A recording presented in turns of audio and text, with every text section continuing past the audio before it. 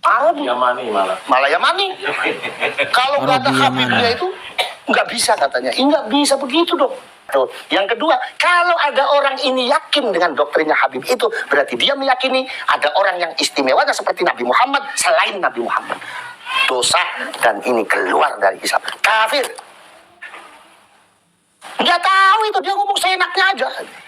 Ya kan? Kalau orang yang alim mau ngomong salah tuh mikir-mikir. Kalau orang alim mau ngomong salah, mikir-mikir, bos, saya salah. Itu nggak mikir loh dengan enaknya ngomong. Yes, kalau saya ngecek ini orang nih, goblok aja belum. Nah, orang kan goblok dulu baru pinter. Ini goblok aja belum. Assalamualaikum warahmatullahi wabarakatuh. Kembali lagi di channel AA DJ.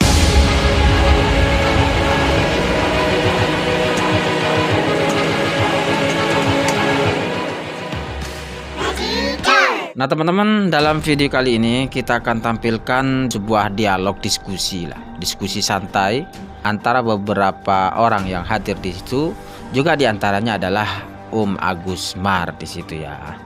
Kemudian ada satu pertanyaan yang dilontarkan oleh Agus Mar ini kepada beliau Kiai Haji Faris, atau yang dikenal dengan Gus Faris, adik dari Gus Abbas Buntat. Apa yang ditanyakan oleh Agus Mar ini, yang memang hal ini sangat berkaitan sekali dengan fenomena di lapangan terkait panggung-panggung sholawat. Namun tidak hanya itu, banyak sekali pembahasan-pembahasan dalam video ini. Untuk lebih jelasnya kita saksikan. Jadi bertanya Gus. Terima kasih. Masyarakat sudah semakin banyak yang paham tentang penyimpangan-penyimpangan yang dilakukan oleh oknum Habib, termasuk dan asalkan penyimpangan sejarah di Indonesia ini, termasuk juga sejarah ini. Tetapi mereka sama juga melakukan perlawanan yang masif dengan acara konser-konser selawat. Bahkan tidak sedikit para Habib ini merangkul lembaga pemerintahan dengan konser selawat itu. Misalkan kalau di Banyumas contohnya Banyumas berselawat dan seterusnya. Mungkin ada pesan untuk Jawa Tengah berselawat, pejabat pemerintah, Bekasi berselawat, Tangerang berselawat. Itu Habib sebenarnya. Karena upaya pemerintah bisa ikut membantu perjuangan ini. Apakah tetap dibiarkan konser-konser selawat yang dipandikan oleh para Habib? Terima kasih. Dalam konteks bersolawatnya, kita memang tidak boleh melarang orang siapapun untuk bersolawat. Gak boleh. Betul. Dalam konteks bersolawat. Tapi dalam konteks penyajiannya, itu yang harus kita rubah. Kenapa saya ngomong begitu? Karena begini, apa yang tadi sudah dikatakan oleh Gus Mar ini memang benar. Solawatan yang diadakan selama ini sama sekali tidak pernah membawa budaya dan seni-seni yang ada dan yang dikembangkan oleh para leluhur kita. Padahal leluhur kita ini, mereka semua ini adalah orang yang ahli dalam bersolawat. Yang kedua, saya menginginkan solawatan yang ada di daerah ini dimotori oleh pemerintah. Maaf, nuansanya tidak Arabi. Nuansanya kalau di Jawa ya harus Jawa. Harus Jawa, dan itu harus dibawa. Pemerintah harusnya yang peduli dengan ini. Selama ini kan Arabi. Yamani malah Yamani. Kalau nggak ada Habibnya itu nggak bisa katanya. Nggak bisa begitu dong. Kalau ada solawatan, satu contoh ya, ada daerah mengadakan umpamalah Cirebon bersolawat, itu harus ada Habibnya. Nggak begitu. Harusnya pemerintah memotori bahwa yang hadir di situ diutamakan adalah para masyayikh. Para masyayikh yang ada di Cirebon, bukan Habib. Sekarang kan kalau selawatan nggak ada Habibnya, dianggap tidak afdol. Nggak bisa begitu. Malah sholawatan itu, forum itu akan menjadi sesuatu yang sangat afdol ketika kita mampu menghadirkan dalam forum sholawatan itu masyayikh-masyayikh kita. Dan yang memimpin sholawatan itu adalah masyayikh-masyayikh kita. Itu akan lebih afdol. Satu. Yang kedua, unsur kebudayaan lokalnya terbawa dengan menghadirkan masyayikh di situ. Contoh begini. Ketika kiai hadir di sholawat dengan menggunakan sarung, baju koko, dan peci hitam, itu sudah menghadirkan budaya lokal. Bukan pakai jubah. Bukan saya melarang orang pakai jubah, bukan. Yang kedua, syair-syair yang dibawakan di sholawat semuanya itu, mohon maaf, kalau burdah atau maulid Barzanji, oke. Tapi kadang-kadang itu tim sholawatnya membawakan syair yang sama sekali itu bukan burdah. Sama sekali itu bukan maulid Nabi. Satu contoh, saya pernah menemukan begini. Ketika saya pengajian di satu daerah, dibarengkan dengan tim sholawat. Itu tim sholawatnya menyanyi ini. Syairnya itu marartu ala diyara layla. Ugabbilu dhal jidar walal jidar.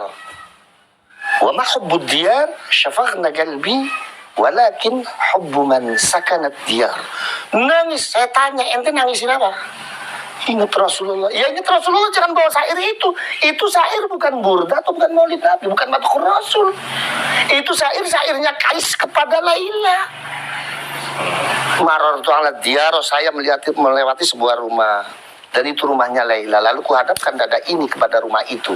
Ketika aku menghadapkan dada ini kepada rumah itu, orang menyangka kalau aku suka dengan rumahnya. Padahal sesungguhnya aku bukan suka dengan rumahnya, tetapi aku lebih mencintai orang yang ada di dalam rumahnya. Itu syairnya Kais kepada Laila. Kok ditangisin dibilang ini? Ingat Rasulullah, dasmu, saya bilang. Ini gara-gara apa? Gara-gara apa? Gara-gara forum-forum bersolawat itu sama sekali tidak pernah menghadirkan masyayikh kita. Sehingga apa? Masyayikh kita yang lebih paham tentang keilmuan solawat, kita tinggalkan. Akhirnya kita salah dalam memahami solawat. Salah dalam memahami solawat dalam segi bacaan. Itu. Jadi saya anjurkan kepada pemerintah daerah, kalau mau mengadakan solawat silakan, tapi yang memimpin masyayikh kita. Karena masyayikh kita jauh lebih memahami esensi solawat, jauh lebih memahami keseluruhan makna solawat dari syair-syair yang dibaca. Kalau kiai masyayikh kita pasti akan menganjurkan membacanya maulid Nabi, sholawat, dan madhur Rasul, burdah. Nggak ada syairnya Kais dibaca, itu nggak ada. Kalau perlu nggak usah undang yang lagi. Kalau perlu nggak usah undang Habib lagi, Habib itu nggak bisa apa-apa. Iya kan? Habib itu nggak bisa apa-apa. Iya kan? Nah, sekarang kalau Habib umpama, satu contoh saja, saya tanya sufi itu apa? Nggak akan pernah bisa jawab yang namanya Habib. Karena itu ilmunya orang santai, itu ilmunya pesantren. Makanya ada seorang Habib yang bicara sufi, salah semua. Disangkanya sufi itu soal fikih. Sufi ini ya. Salah benar. Sufi itu bukan urusan fikih, Pak. Ulama sufi itu sumber fitnah. Iya. Satu lagi Gus. Ya. Ini kan di framing oleh kelompok Mukibin, seolah-olah panjenengan itu kok takzim sama Lutfi bin Yahya. Padahal kan kelihatannya nggak mungkin loh. Ya. Kalau takzim maknanya sebagai murid ke guru, ya enggak lah. Habib Lutfi itu lebih muda usianya daripada abah saya. Iya enggak? Satu. Yang kedua, abah saya itu, ya nyuwun sewu, bukan saya menyombongkan orang tua saya, bukan. Abah saya itu baca tafsir Jalalain saja sambil tidur. Semuanya banyak yang menyaksikan. Ini kayak Ustadz Jadi sendiri menyaksikan bagaimana bulan Ramadan abah saya kalau membaca tafsir Jalalain sambil tidur. Saking hafalnya. Lalu umpama abah saya, pasti abah saya akan tahu, lebih tahu siapa Habib Lutfi dong. Ya kan? Terus abah saya suruh tazim sama, maaf, Habib Lutfi yang ngomong hadis saja salah. Ya kan? Man itu mungkaron itu artinya apa? Dari tarkibnya saja susah diartikan itu. Kalau sekedar salah harokat mungkin maklum ya, sabkul lisan. Tapi kalau sudah salah kalimat tarkibnya itu artinya apa gitu kan? Semua kan beliau 300 sampai itu. Apa? Gus Dur. Satunya lagi Lutfi. Nah, nggak tahu itu. Kalau setahu saya, apa saya yang dekat sekali ya memang dengan almarhum Kiai Abdurrahman Wahid. Beliau sangat dekat sekali. Bahkan kalau ke almarhum Kiai Abdurrahman Wahid, Kiai Abdurrahman Wahid sering meminta masukan ke abah saya juga sering diberi masukan sama satu. Yang keduanya, setahu saya, abah saya itu ya seperti itu.